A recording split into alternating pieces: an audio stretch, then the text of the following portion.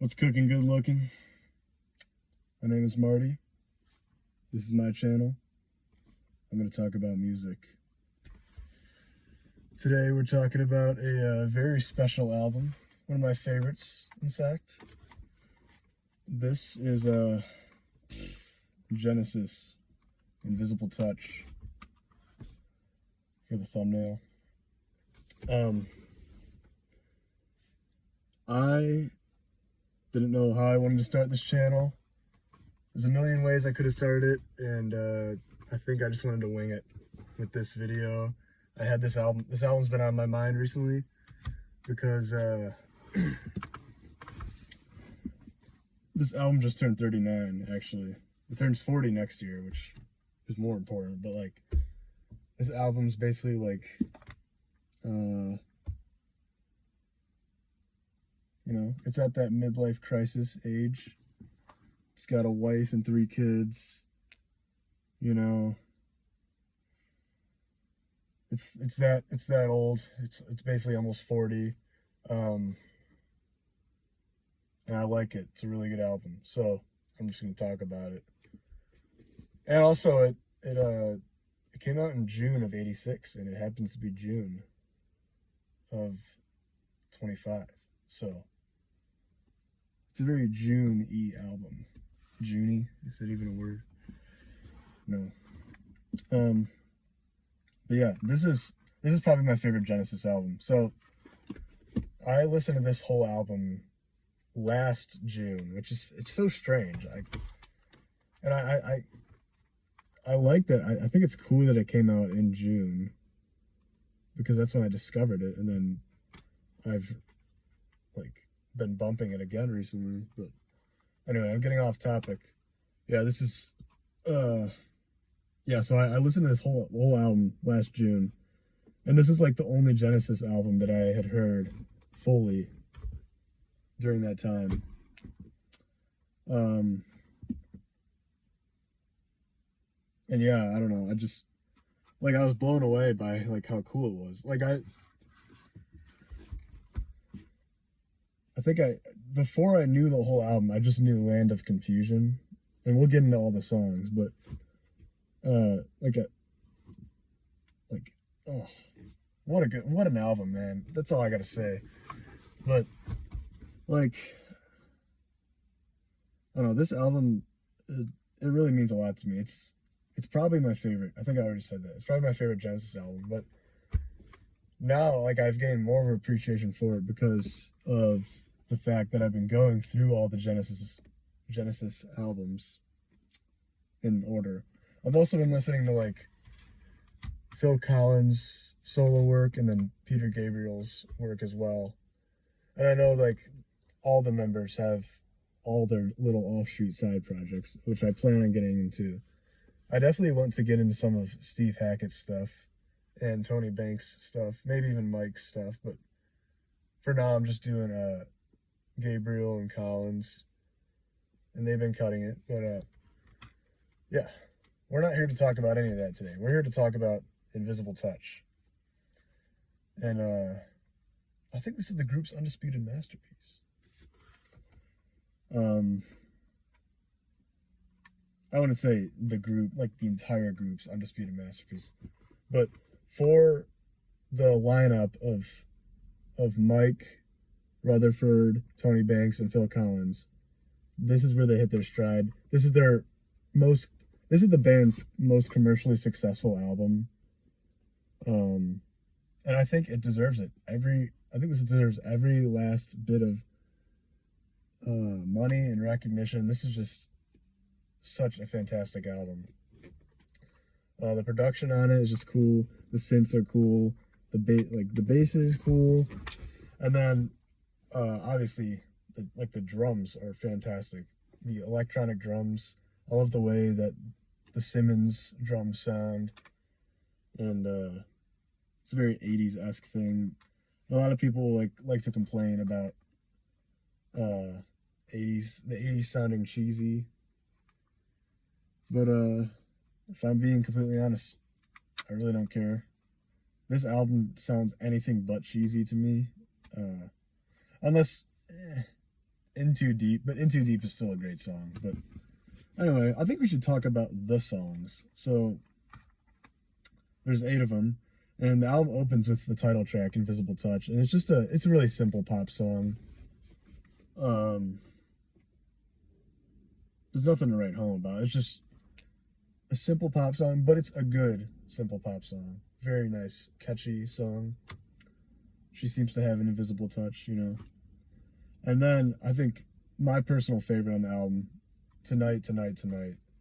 It's a longer song, clocking in at 8 minutes and 49 seconds, but and it was also a hit. Like there's like 5 like top 10 singles from this album. Invisible Touch, Tonight, Tonight, Tonight, Land of Confusion, In Too Deep, and Anything She Does. Or no. Throwing It All Away. I just say anything she does got a music video. I'm sorry. Yeah. I'm just thinking about that. Okay. But yeah, like this album is just iconic. Like 5 top 10 singles, but anyway, I'm getting off topic again. We tend to do that over here. But yeah, Tonight, Tonight, Tonight. Another hit. Amazing hit though. Like the way this song slowly builds up, and it starts immediately with like, you know, this drum machine that's playing, and it's like slow, and then the build up, and then it's really atmospheric, and then Phil Collins singing is just extraordinary on this song. And yeah, I don't know. It's like just everything. Like I know this, I think there's like a single version that like cut out some of it, but there's like a part of the song, like an entire like 3-minute section where they're just like, it's just instrumental, and it's super atmospheric, and it just sounds so cool.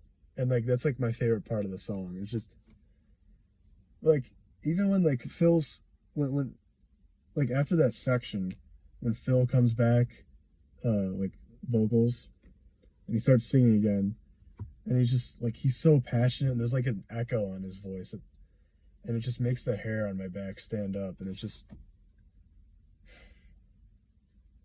nothing short of fantastic.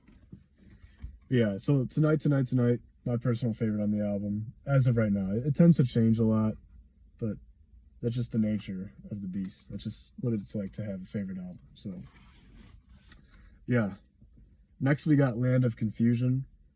This is a song about, I believe it's about like the Cold War. It's got like that kind of vibe, which makes sense. This was the 80s, so you're gonna have that. But it's another fantastic song. A little more simple, but what can I say? It's just like the synth textures and all the stuff that they used. And I could say that for every song on this album, but like another song that really gives you goosebumps. And then we've got In Too Deep, which is a slow song. It's like a ballad. I think it's like a love song, sort of. It's about, as Patrick Bateman put it in American Psycho, it's a song about monogamy and commitment. And I agree with Mr. Bateman there. So yeah, another good song. A really nice guitar work from Mike Rutherford, by the way, on that song in particular. Yeah. And then we've got Anything She Does. This is like it's like another upbeat song. It's got like horns in it. And someone once said, I saw somewhere, someone said that it sounded like it could be in Mario Kart, and I totally agree with that. It's got that fast like race vibe. Not my favorite on the album, probably one of my least favorites actually, but still a good song. I'll say that. And then we've got Domino, which is the longest song on the album, clocking in at 10 minutes and 42 seconds.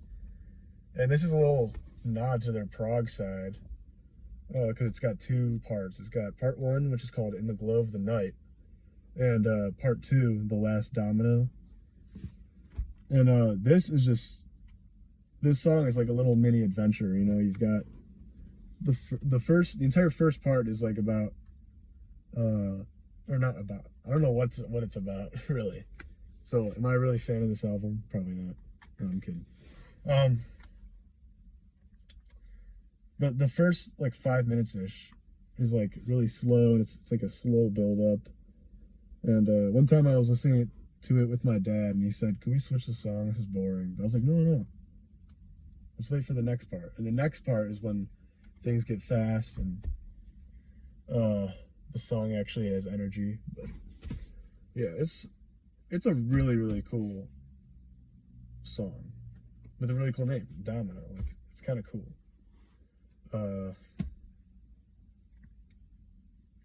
And like that fast part when they're all jamming and Phil's got all these cool like fills with like the Simmons toms. Those like toms, like the like that. Those toms are all over this record, and I love it. I live for that. I live for that stuff. But yeah, and then we've got "Throwing It All Away," another hit. This song, fantastic, iconic little guitar riff, that type of thing. Yeah, what can I say? It's "Throwing It All Away," one of their biggest successful hits. And then I think that's another like love song. They tend to do that, you know. And then the last song, Brazilian, or The Brazilian, sorry.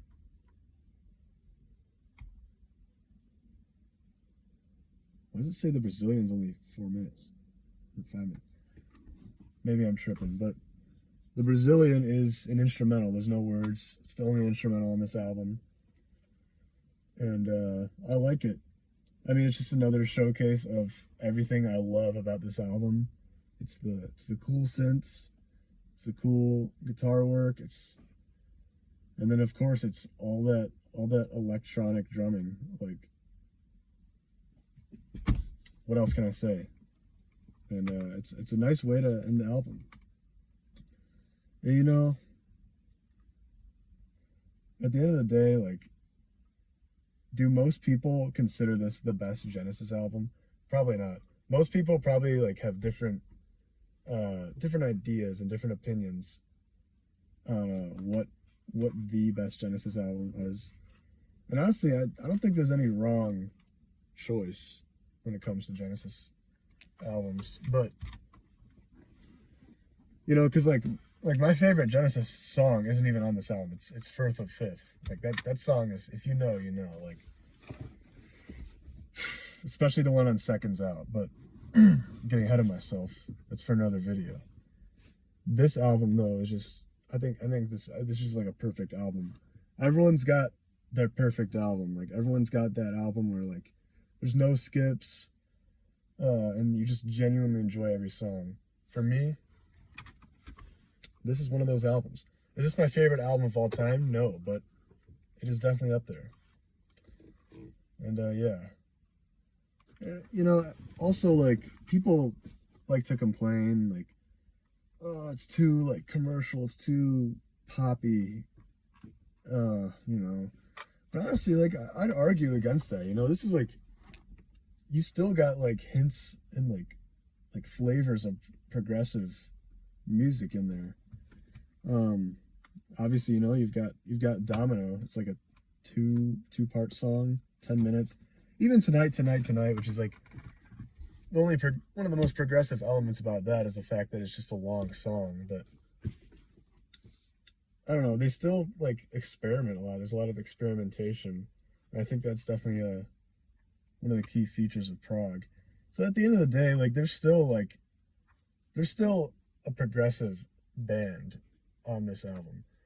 Is it not? It's definitely not Supper's Ready, but like it's still Genesis. Like, yeah, I don't know what else to say. Yeah, some people just like to clown on this album, or you know, oh, this is the worst Genesis album. This is so bad. Like Peter Gabriel never would have written anything like this. And honestly, I don't care. Anyway, yeah. All I care about is this. This is the stuff right here, man. If you haven't listened to this album, go listen to it. And if you have, well, fist bump. Alright, well, this is my first video, so it's kind of all over the place, as you can tell, but I just wanted to make it, so, yeah. My next video, I'm going to talk about something else, but it is going to be something music, so that's what it is. So if you like this vibe, just going off the dome, if you like this music, feel free to subscribe. I'd appreciate it. Join the club. And I don't know, I guess I'll just riz you later, Sigma.